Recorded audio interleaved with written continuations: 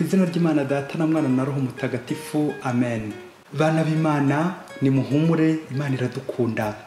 Tugeze kuwa gatanu cy'umwaka wa 2029, tariki 24 Akira 2021. Isomo rya mbere ryo mu Pawulo Mutagatifu yandikiye Abanyaroma, umutwe wa 7 umurongo wa 18 kugeza ku 25. Bavandimwe, nzi neza ko icyiza kitandimo kubera intege z'umubiri wanjye. Nshobora kwifuza icyiza ariko kugikora bikananira, kuko icyiza nifuza ntagikora, naho ikibi ndashaka akaba ari cyo nkora. Niba rero icyo ndashaka ari cyo nkora, ntibikibaye njyewe ugikora, ahubwo ni icyaha gituye muri jye. Njyewe ushaka gukora icyiza, nsanga hari iri tegeko ko ikiba ari cyo kimbangukira.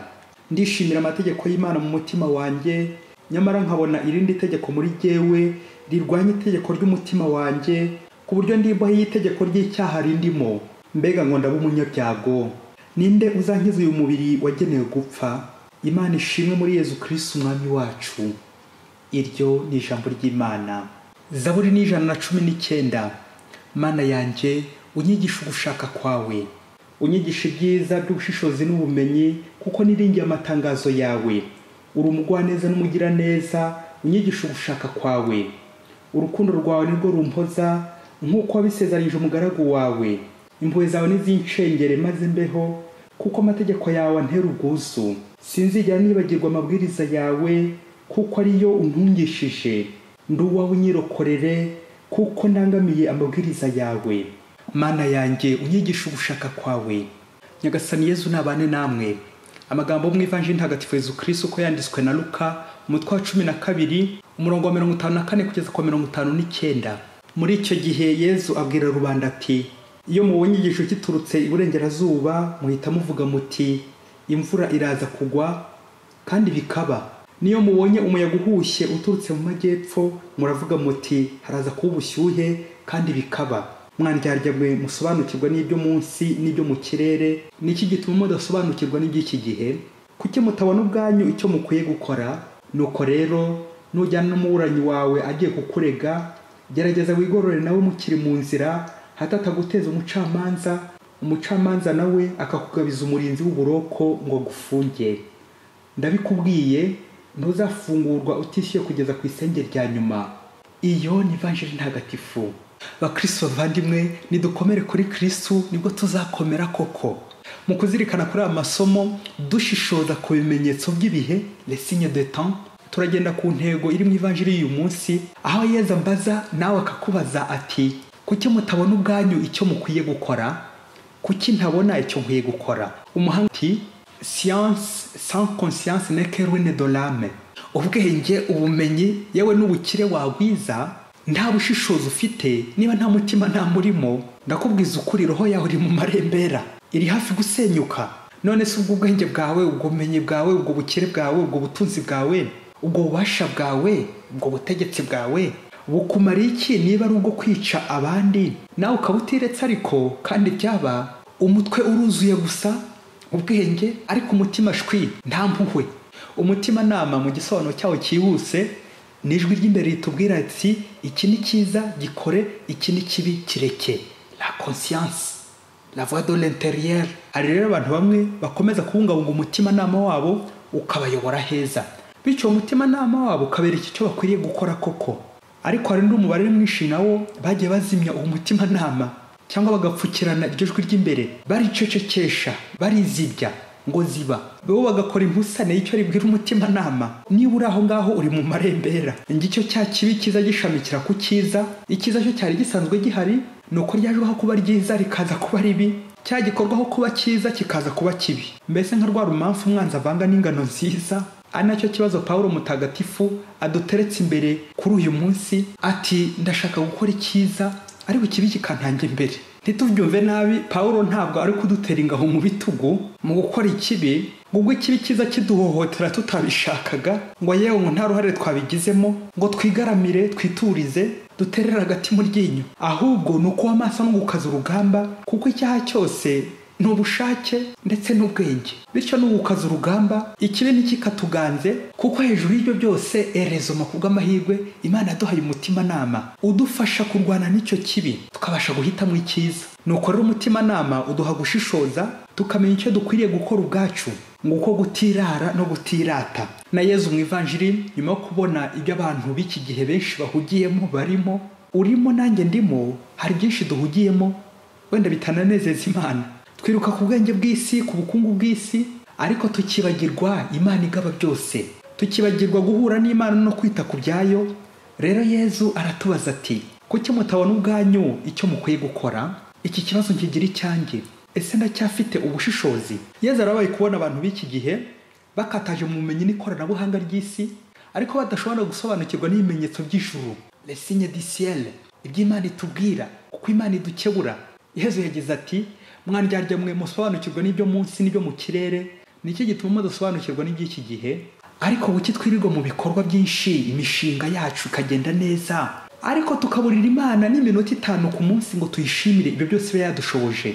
Reka dukore umwitozo ku bimenyetso by'ibihe, les signes des temps, bimwe mu bihe turimo, maze tuze kubona ubwacu icyo dukwiye gukora, tuze guha Yezu igisubizo. Ngo umunsi wo muri paruwasi imwe hirya kure muri Afurika, Padiri mukuru yagiye asobanura abakristo ibya rozari ntagatifu, ubuyoboke ku mubyeyi Bikira Mariya nyine, ubwo hari mu kwezi kwa rozari nyine nk'uku kwa 10 turimo natwe, ibihe mubyeyi, les signes des temps. Akangurira abakristo ko byibuze ku munsi agomba gufata iminota 20 mu kwezi kwa rozari nk'uko turimo, buri wese akajya avugisha pure mu rwego rwo kwibuka uwo mubyeyi Bikira Mariya utuvuganira buri munsi muri uko kwezi kwa rozari nyine kwamuhariwe.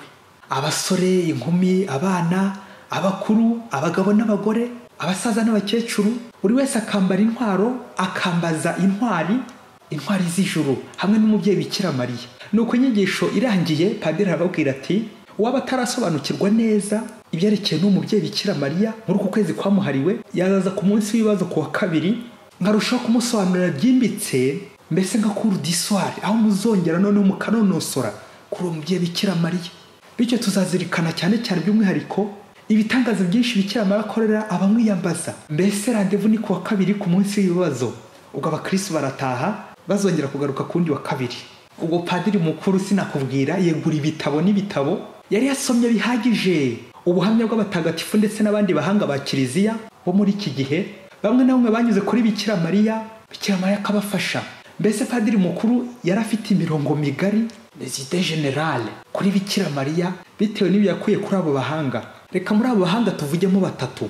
Uwa mbere ari mutagatifu Louis-Marie Grignon de Montfort, aho agira ati, Imana yanyuze kuri Bikira Mariya kugira ngo isange abantu nabo bagomba kunyura kuri Bikira Mariya kugira ngo basange Imana. Arongera ati, kuyoboka Imana binyuze ku mubyeyi Bikira Mariya ni inzira ngufi kandi nyayo kandi yizewe, izira gutsikira, igeza neza kuri Yezu Kristo. Amen. Umuhanga wa 2 ni Cardinal Robert Sarah, mu bintu 3 ahamya, ugagira ati, gukunda Ukarisiya, umusaraba n'umubyeyi Bikira Mariya ni amabanga 3 ya ngombwa ku muntu wese uri mu nzira igana Imana. Amen. Uwa 3 ni mutagatifu Papa Yohani Paulo wa 2, ubwo n'intego ye yerekanaga ko babaye mahwi na Bikira Mariya. Mu Kilatini iragira iti, totus tuus Maria, je suis tout à toi Marie, nduwawe wese Bikira Mariya. Mutagatifu Yohani Paulo wa 2 agakomeza ati, rozari ni isengesho ryoroshye kandi rikungahaye muri byinshi, rikwiye kutubwirwa n'umuryango wose w'abakristo. Rozari yatagatifujwe na Bikira Mariya ni umurunga woroshye, la chaîne utwunga n'Imana. Nimufate rero ishapure yanyu mu ntoki mubigirana ukwizera. Amen. Nuko wa munsi wo kuwa 2 uragera wa munsi nyine w'ibibazo wa rendezvous Padiri n'abakristo muri ya cours du soir, kuza kunonosora ku mubyeyi Bikira Mariya mu kwezi kwamuhariwe kwa rozari, kuzirikana kuri Bikira Mariya byimbitse no kumusobanukirwa bikomeye. Namwe mwumvise hejuru uburyo Padiri bwose yakoze ubushakashatsi, yafashe umwanya urambuye nyine nk'umupadiri mukuru, agategura ubuhamya aza guhamiriza abakristo bize kumufasha nyine kubegereza Imana, abinyuje kuri Bikira Mariya. Nuko igihe kigeze, haza abasore 2 n'abakobwa 2. Padiri yumva arishimye cyane yuko byibuze haje urubyiruko, ari nabo ubona bagaragaza imbaraga nkeya, za mbaraga nkeya Paulo yavuze, ibimenyetso by'ibihe by'intege nke ku buyoboke kuri Bikira Mariya. Umusore wa mbere aramubaza ati, padiri rero nzajya gusaba umugeni mu kindi cyumweru, narinje kukubaza niba mutazamperekeza wowe nanjye tukajyana, akaba nawe uza kumvugira ijambo ryo gusaba umugeni. Ako kanya umukobwa nawe ahita yinjira abaza padiri ati, padiri njyewe nibanga ngiye gukubitsa, ikibazo cyanjye urabizi ko abasore babuze muri iki gihe babaye idolari, none hari uwo nari nitereteye twumvikana ko nansaba ndamuha amadolari 500, none rero genda ukore muri kesi ya paruwasi ubu yampaye, ubundi nigire ku isoko kujya guhaha umusore, kandi ugirire vuba ntaza gusanga isoko ryaremuye. Undi musore nawe ati, ikipe yacu umupira izajya gukinira igikombe final ku cyumweru, ubu se padiri ntimwavanaho misa y'icyumweru kugira ngo tuzabone abafana benshi dutsinde? Umukobwa wa nyuma nawe yiherana padiri ati, padiri rero nandi kwikinira nza gukubagana nkwarinda ntabishaka ntateganyije, nuko nagerageje kuyikuramo mfata umuba w'ibinini yewe mfata n'igitebo cyuzuye ibyatsi, none yanze kuvamo, ubu rero nkaba ngiye guseba. None rero ko ari umukristo muri iyi paruwasi yanyu muyobora kabuhariwe mu kuzikuramo ngo we ntajya arebaho, padi wamuntereteye ubundi akabimfashamo? Babyeyi ibibazo biragwira no gutungurwa bibaho. Kandi ese mubyeyi mukristo ubaye uri padiri mukuru w'iyi paruwasi wasubiza iki nyuma yo kumva urubyiruko ibi byose bahugiyemo muri iyi minsi kandi mu kwezi kwa rozari? Wahamya se ko abakristo b'iyi paruwasi basobanukiwe n'iby'umubyeyi Bikira Mariya mu kwezi kwamuhariwe? Ese uri padiri wajya gusaba umugeni ku cyumweru cyangwa wakuraho misa y'icyumweru? Wabigenza ute? Waterura uruboho rw'amafaranga wimuye muri kese ya paruwasi ngo yahaye uriya mukobwa ngo yigarire abacuruzi ajya ku isoko ry'abasore? Isoko ry'abasore babyeyi, kugura uwo muzabana. Anya bakristo ngiye imihibikano y'urubyiruko muri iyi minsi, ngizo za business twiberamo zadutwaye uruhu n'uruhande, iby'Imana nta no kongera kubicisha. Ese wasanga nanjye ndi muri abasore n'aba bakobwa muri literambere ryaje ubu babyeyi? Yezu ati, koko kuki mutabona ubwanyu cyo mukwiye gukora? Kuki ukwezi kwa 10 kwarangira utaravugisha pure na rimwe, cyangwa wasanga uyivuga utanayivuga neza? Urangaye, wirangariye muri ibi bihe turimo gusa, wirangariye nk'abasore n'abakobwa baje kureba padiri. Kuki nta n'iminota 5 ngenera Imana ku munsi ngo niherera n'Imana, tuganire n'Imana mu mutima nama wanjye, aho ngomba guhurira n'Imana? Rencontre avec Dieu, c'est notre conscience.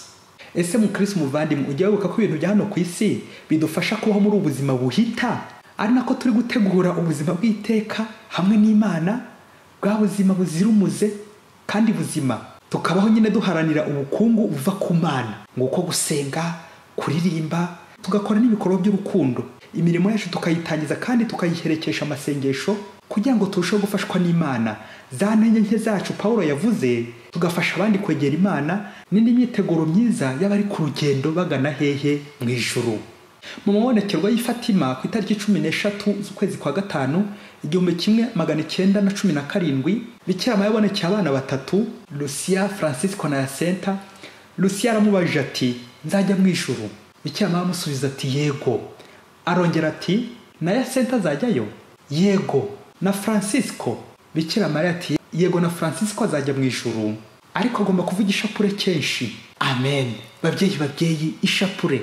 Lucia arongera n'amatsiko menshi abaza Bikira Mariya ku bakobwa babiri bari bamaze iminsi bapfuye, umwe yari afite ngo imyaka 16 ngo undi 20. Aramubaza ati, ese bageze mu ijuru? Bikira Mariya aramusubiza ati, uwa mbere yarigezemo, uwa kabiri ntiyarigezemo. Bakristo mube maso, ijuru ririho kandi hari abarijyamo hari abazarijyamo, byumvikane hari n'abandi batazarijyamo. Ngubwo ubuhamya. Ese njyewe ishapure nyivuga buri munsi? Nyivuga nte? Nuko rero hamwe na Francisco Bikira Mariya buriye urimo nanjye ndimo, tuvugisha pure kenshi buri munsi, twiyambaza ubuvunyi bwa Bikira Mariya ngo atuvuganire ku Mana.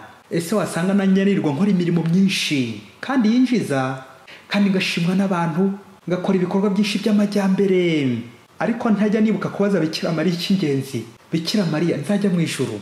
Wasanga nanjye ashobora kunsubiza nka Francisco ati, ye uzajyamo, ariko ujye uvugisha pure kenshi. Ishapure ya buri munsi, ujye ujya mu misa kenshi, usenge cyane ubutarambirwa, ukore neza ibishimisha Imana, wirinde ingeso mbi, ucike ku ngeso mbi ndetse n'ibindi byose utaratunganya. Umwanya nguyu buri munsi ubaze nawe ikibazo cy'ijuru, ese nzajya mu ijuru? Ibintu byose tuzajya dukora ujye wibaza uti, nzajya mu ijuru? signe de temps. Nuko rero umukristo nawe muri uku kwezi kwa rozari aho kujya kuri paruwasi ugiye gutega padiri imitego ngo azagusha amazuru, kandi byaba gutega padiri, nawe ahubwo uzihatire gusobanukirwa n'iby'ijuru, cyane cyane n'ubuvunyi bwa Bikira Mariya. Ishapure ya buri munsi idufasha gutegura neza ijuru, tuyitegure tukiri hano ku isi kumwe n'umubyeyi Bikira Mariya. Amen. Bikira Mariya mwamikazi wa rozari, udusabire buri munsi. Mwese Imana ibahe umugisha, Imana Data na Mwana na Roho Mutagatifu. Amen. Padiri Masumbuko Ladislas wa Diocese ya Cyangugu.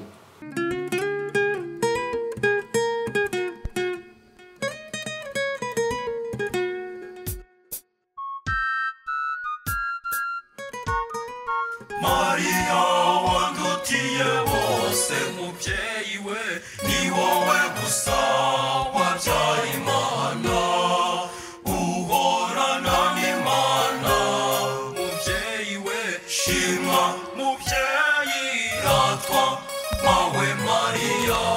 Mubyeyi we shimwa, mubyeyi ratwa mawe Maria.